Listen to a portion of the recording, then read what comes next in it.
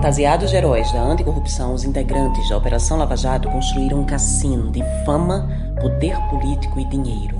A ambição dos procuradores da República e do ex-juiz Sérgio Moro não tinha limites. Rasgavam a Constituição e agiam por debaixo da mesa, armando farsas, contando mentiras e cometendo crimes. A cada jogada, a Lava Jato tinha apoio dos grandes meios de comunicação e a cumplicidade de muita gente importante.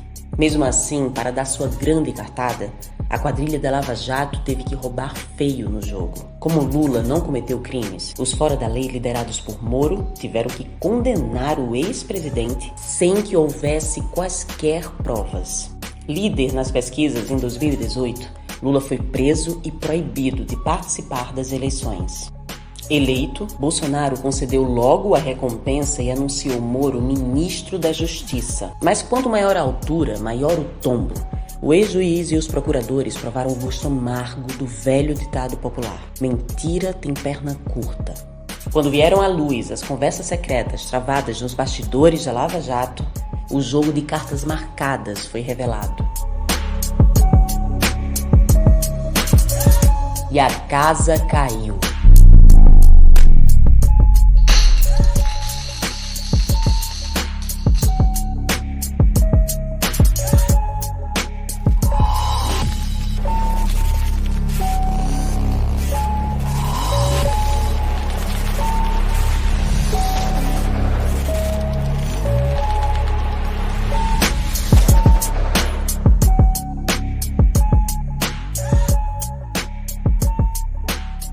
São muitos personagens dessa trama criminosa. Agentes da lei que pavimentaram a ascensão da extrema-direita ao poder. Para entender melhor essa história, vamos voltar 7 anos no tempo. O golpe da competência. Uma investigação de rotina da Polícia Federal e do Ministério Público Federal do Paraná captou conversas suspeitas envolvendo políticos, a Petrobras e uma rede de doleiros. Entre esses últimos estava o dono do posto da Torre, em Brasília, onde funcionava um lava-jato. Como a maioria dos crimes não tinha origem no Paraná, a orientação de José Soares Frisch, procurador da República naquele estado, foi clara. Os casos deveriam ser julgados pela Justiça Federal do Distrito Federal. Mas Sérgio Moro, então juiz de primeira instância em Curitiba, ignorou o parecer. Em 17 de março de 2014, determinou a ação de busca e apreensão no tal posto de Brasília. E tomou para si todos os casos relacionados a desvios na Petrobras. A jogada recebeu ampla cobertura da imprensa e a Lava Jato se transformava na oportunidade de ouro para o então desconhecido juiz da 13ª Vara de Curitiba obter poder e atingir seus objetivos políticos. Um outro personagem-chave na trama entraria em ação no mesmo ano de 2014, o procurador Deltan Dallagnol. Ao assumir as funções do colega José Soares Frisch, Dallagnol passa a se dedicar exclusivamente à Lava Jato e vira o chefe da força-tarefa da operação. Moro e Deltan estava formada a parceria que faria da Operação Lava Jato uma organização criminosa. Um poder que corrompeu o combate à corrupção e, apoiado por boa parte das elites, processou e condenou Lula injustamente. A perseguição também atingiu fortemente a vida pessoal do ex-presidente. Atacando a família de Lula, Moro e a Lava Jato aceleraram a morte de Dona Marisa. De forma cruel, impediram que Lula enterrasse um irmão e limitaram sua participação no funeral do neto de 7 anos. Assim como ninguém pode escolher o juiz que decidirá seu caso, nenhum juiz pode escolher o que vai julgar. É o princípio do juiz natural. Mas Moro queria condenar Lula. E para isso, chegou ao ponto de enganar o ministro Teori Zavascki, do STF. Então, relator da Lava Jato, Zavascki pediu explicações a Moro sobre casos envolvendo parlamentares. Se Moro falasse a verdade, a operação sairia das mãos da 13ª Vara de Curitiba. Por isso, o juiz mandou esconder a planilha com nomes de deputados e senadores e tirá-la da documentação enviada ao Supremo. Procuradora Taíde Ribeiro Costa. Prezados. Sabem dizer onde localizo a planilha agenda apreendida com barra, que descreve pagamentos a diversos políticos? Lembro que o russo, Moro, tinha pedido protocolo separado. Vamos precisar para manter a prisão dele lá em cima. Delegada da Polícia Federal, Érica Marena. Oi, Ataíde. O russo tinha dito para não ter pressa para eprocar isso, colocar no sistema. O ministro Zavascki morreu em 2017 na queda de um avião bimotor em Paraty. Desde o primeiro momento, a defesa de Lula contestou Moro como juiz. Mas só no dia 8 de março de 2021, o STF declarou a incompetência territorial de Moro para julgar as acusações contra Lula, 5 anos depois. Em 15 de abril, o plenário do Supremo confirmou a decisão por 8-3. Ao agir contra o princípio do juiz natural, Moro feriu o artigo 5º da Constituição e o artigo 8º da Convenção Americana de Direitos Humanos. Sonegar e retardar o repasse de informações ao STF enquadram-se nos crimes de prevaricação e falsificação de documento público. Os advogados denunciaram também a parcialidade de Moro nos processos contra o ex-presidente. Foram 2 anos e meio de espera. Muitos prejuízos ao ex-presidente, principalmente à democracia e ao povo brasileiro. A suspeição de Moro para julgar Lula só foi reconhecida pela segunda turma do STF em 23 de março de 2021 e confirmada pelo plenário em 22 de abril. Grampos ilegais. Passar por cima da lei tornou-se a principal ferramenta da Lava Jato de Curitiba. Moro mandou quebrar o sigilo telefônico de Lula e do escritório que faz a defesa do ex-presidente. Rodrigo Prado, APF, agente da Polícia Federal. Estamos fazendo informação com os fones do Aurélio e do Roberto Teixeira, advogado de Lula. Querem mais algum? Júlio Noronha. Por enquanto, não. Dessa maneira, toda a estratégia da defesa foi acompanhada pelos procuradores que acusavam Lula. E Moro foi além. Usou ilegalmente o grampo para escutar uma conversa da presidenta da República, Dilma Rousseff. No dia 16 de março de 2016, às 11h12, Moro mandou interromper as escutas. A PF foi informada 32 minutos depois. Mas, coincidentemente, a ordem não chegou às operadoras de telefonia. Às 13h32, já sem respaldo legal, o monitoramento gravou uma conversa entre Lula e Dilma. As escutas anteriores revelavam que o ex-presidente Lula só aceitaria assumir como ministro se fosse para ajudar o governo e o Brasil. Mas Moro não ligou para isso. Mesmo sabendo que estava cometendo um crime, escondeu a maior parte das gravações feitas pela Polícia Federal. E vazou para a imprensa apenas o trecho que serviria aos seus interesses políticos. Moro. Qual é a posição do MPF? Dallagnol. Abrir. Confirma se vai abrir? Moro. Já abri. Além de vazar a conversa gravada ilegalmente, Moro distorceu seu contexto para causar a impressão de que Lula queria se proteger da Lava Jato. Às 18h38 daquele mesmo dia, a imprensa já publicava o grampo ilegal. Algumas horas depois, os procuradores admitem que, para eles, mais importante que cumprir a lei era controlar a opinião pública. Orlando Martello, São Paulo. Estou preocupado com Moro, com a fundamentação da decisão. Vai sobrar representação para ele. Ele justificou em precedentes STF a abertura dos áudios? Laura Tessler. Acho que não. Já chegaram ao limite da bizarrice. A população está do nosso lado. Qualquer tentativa de intimidação irá se voltar contra eles. Violar e divulgar indevidamente comunicação telefônica é crime previsto no Código Penal. A Lei de Abuso de Autoridade também prevê penas para grampos ilegais e obtenção de provas por meio ilícito. E são direitos do advogado a inviolabilidade de seu escritório e instrumentos de trabalho. Teve também grampo ocultado das investigações. Marilza Marques, funcionária da OAS que supervisionava o edifício do Tripex, foi grampeada pela operação, mas suas conversas não foram usadas no processo. Ataíde Ribeiro Costa. Pessoal, especialmente da OTAN, temos que pensar bem se vamos utilizar esse diálogo da Mariusa, objeto da interceptação. O diálogo pode encaixar na tese do Lula, de que não quis o apartamento. Pode ser ruim para nós. Um grampo editado aqui, outro deletado ali. Assim, a Lava Jato criou a imagem de combate à corrupção. Tudo cortina de fumaça para encobrir as construções das fraudes das condenações de Lula. Juiz não investiga, juiz não acusa. Quem acusa não pode julgar, e quem julga não pode ter lado. Mas a Lava Jato de Curitiba adotou o modelo juiz acusador, com Moro agindo sempre como chefe da acusação. Moro. Não é muito tempo sem operação? Dallagnol, é sim. O problema é que as operações estão com as mesmas pessoas que estão com a denúncia do Lula. Decidimos postergar tudo até sair essa denúncia. Menos a operação do Tacla, pelo risco de evasão. Mas ela depende de articulação com os americanos, que está sendo feita. Estamos programados para denunciar dia 14. Moro, ok. Moro, precisamos conversar com urgência. Hoje às 14h30 ou às 15h, vocês podem? Mas melhor virem poucos, pois melhor mais reservado. Quem sabe você, o Lima, tá aí de Orlando. Dallagnol, ok, falo e vamos sim. Antecipar decisões ou movimentações processuais é crime previsto na Lei de Abuso de Autoridade, assim como revelar algo sigiloso que só se sabe pelo cargo público ocupado.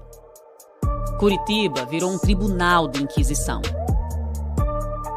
Como a gente fez brincando lá no ringue com o Lula, né?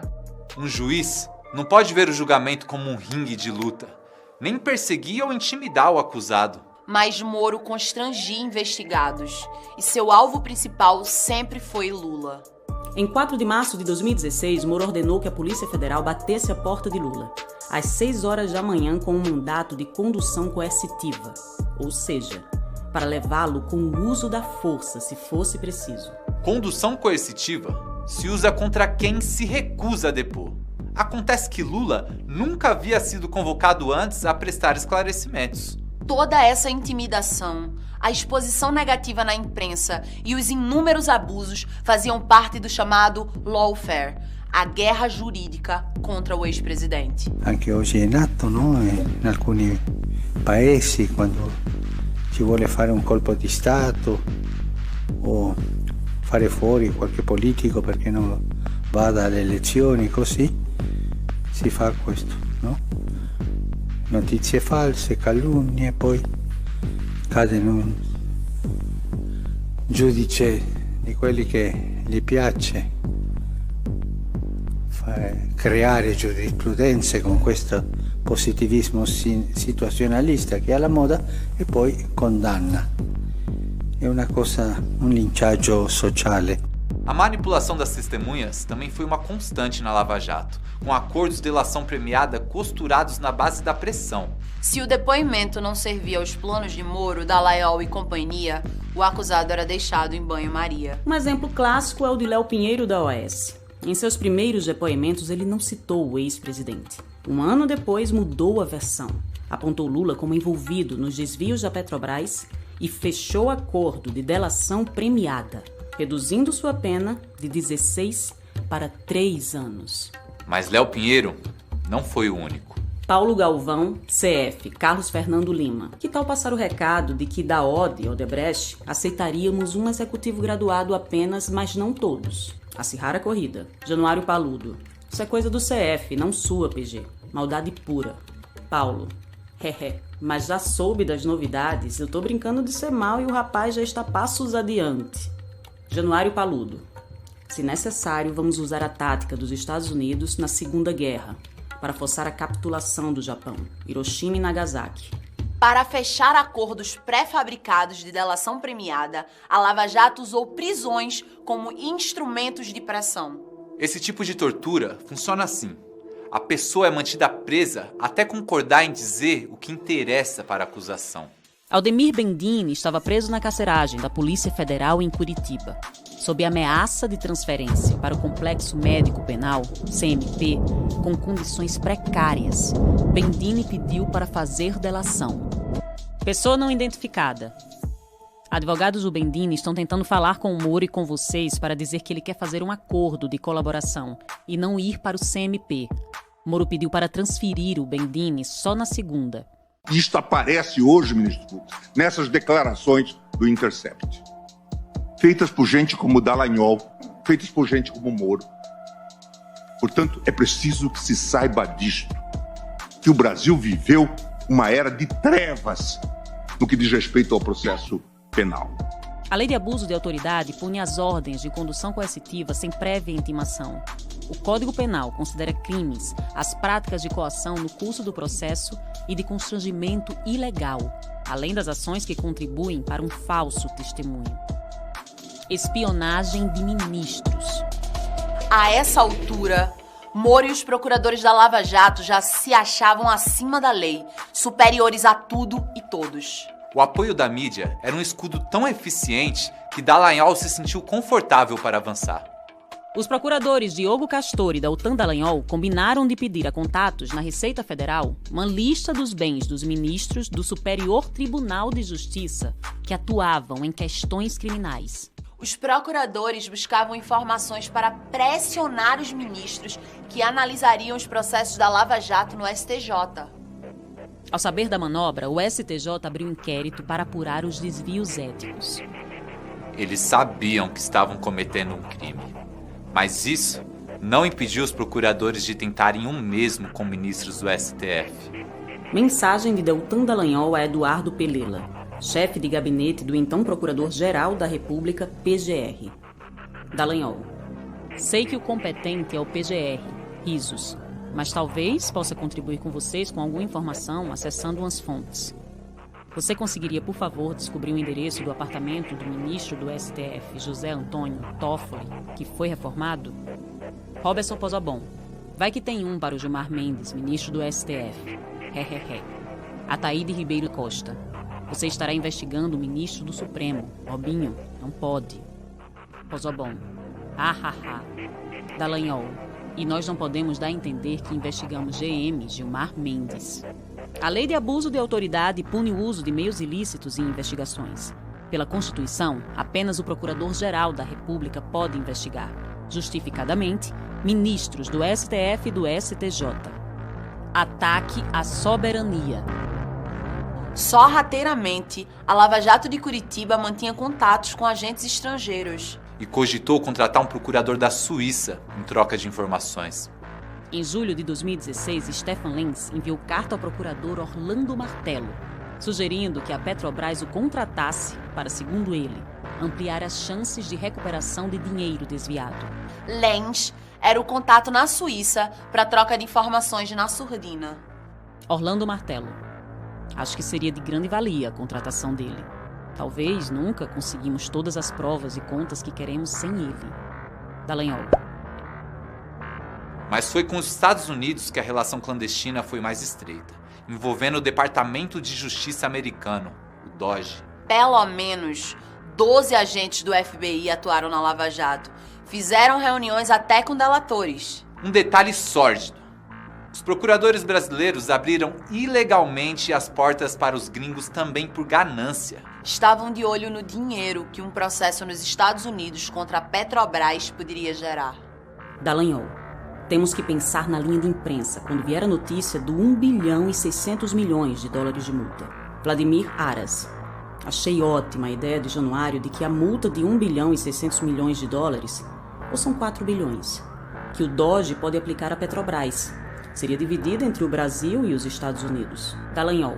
Podemos também estabelecer com eles uma colaboração informal para fins de asset sharing, divisão de ativos, indicando caminhos onde conseguirão os documentos e informações. Em 2017, o embaixador brasileiro nos Estados Unidos pediu por carta ao DOJ que a Petrobras não fosse processada criminalmente. Sem processo, não haveria multa. O Departamento de Justiça americano quis saber se o arquivamento afetaria a Lava Jato no Brasil. Mas a preocupação dos procuradores era outra: o dinheiro e a percepção do público, ou no inglês, public perception. Paulo Galvão. Não estamos em posição de opinar a favor ou contra a Petrobras. A nossa preocupação é com o public perception, que estaria mitigado pelos 80% ficando no Brasil. Os 80% se referem à parte da multa que a Petrobras pagou para encerrar o caso nos Estados Unidos. Acontece que os procuradores queriam ficar com 1 bilhão e 250 milhões de reais para uma fundação controlada pela turma da Lava Jato. Mas o STF estragou os planos da quadrilha e impediu a fundação de existir. Perceberam? a imagem era de combatentes da corrupção. Enquanto as práticas eram de gente corrupta mesmo. Nenhuma investigação estrangeira pode ser conduzida no Brasil sem autorização e conhecimento oficial. Compartilhar dados de investigações com agentes estrangeiros de forma clandestina é crime, além de configurar violação do sigilo funcional. As tratativas para a Fundação Lava Jato, colocando a mão em dinheiro público, enquadram-se nos crimes de peculato e emprego irregular de verbas públicas. Corrupção. Com seus métodos ilícitos, a Lava Jato atingiu em cheio também a nossa economia. A operação paralisou e levou à falência muitas empresas de setores estratégicos para o Brasil, tornando-se responsável pelo fechamento de 4.400.000 postos de trabalho e pela perda de 172 bilhões de reais em investimentos no país. Isso é 40 vezes mais que os recursos recuperados pela Lava Jato. Provas adulteradas. A defesa de Lula conseguiu demonstrar que houve adulteração de provas pela Lava Jato. A planilha com dados das propinas pagas pela Odebrecht ficava armazenada em computadores na Suíça. Mas dados usados pela Polícia Federal foram colhidos nos computadores da construtora no Brasil. Dificultar o acesso dos advogados a documentos do processo era outra estratégia recorrente da Lava Jato. As mensagens entre Moro e os procuradores que hoje conhecemos foram inicialmente negadas à defesa. Foi preciso o STF intimar o juiz para o conteúdo ser liberado. É abuso de autoridade negar aos advogados acesso a documentos e informações que podem ajudar na defesa de seu cliente. Adulterar documentos é crime punido com prisão e adicional na pena se o autor for funcionário público. A quadrilha da Lava Jato. Tem uma única condição que eu coloquei, que se algo me acontecesse, pedir que a minha família não ficasse desamparada sem uma pensão. Foi a única condição que eu coloquei. A condição colocada por Moro para virar ministro da Justiça de Bolsonaro é crime, corrupção passiva. Mais um entre os diversos crimes cometidos pela Lava Jato de Curitiba. Agiram em associação criminosa formando uma quadrilha. Exercício arbitrário das próprias razões, patrocínio infiel, denunciação caluniosa, abuso de autoridade. Assim se chamam os crimes daqueles que agem fora da lei, para levar adiante uma causa que sabem ser mentirosa. Moro e a Lava Jato fizeram tudo isso contra Lula e encontraram respaldo e silêncio de muitos membros do sistema de justiça, da mídia e das elites. Lula foi mantido em cárcere ilegalmente por 580 dias, uma espécie de sequestro cometido dentro e pelas instituições de Estado.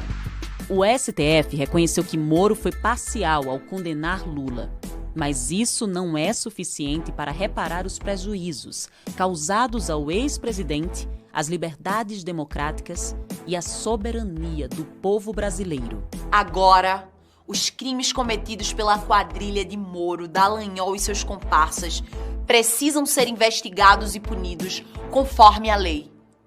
Sem Moro, seria muito difícil uma vitória de Bolsonaro nas eleições. E sem Bolsonaro, a vida do povo brasileiro seria muito melhor. Lula livre!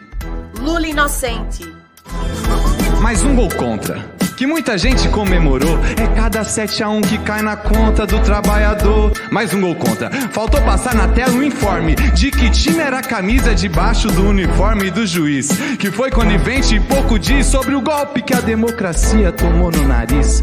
Com tudo transmitido em rede nacional, com apoio da TV, do rádio, da revista, do jornal, foi cinematográfico. Até escuta legal, um abraço pra quem botou fé no japonês da Federal. Ficar de olho, ficar atento com dengue, zika, chikungunya, mas de olho aberto com Temer, Aécio, Eduardo Cunha. São livros de alto calibre que a quebrada empunha. E acredite, golpista, a gente arranca na unha.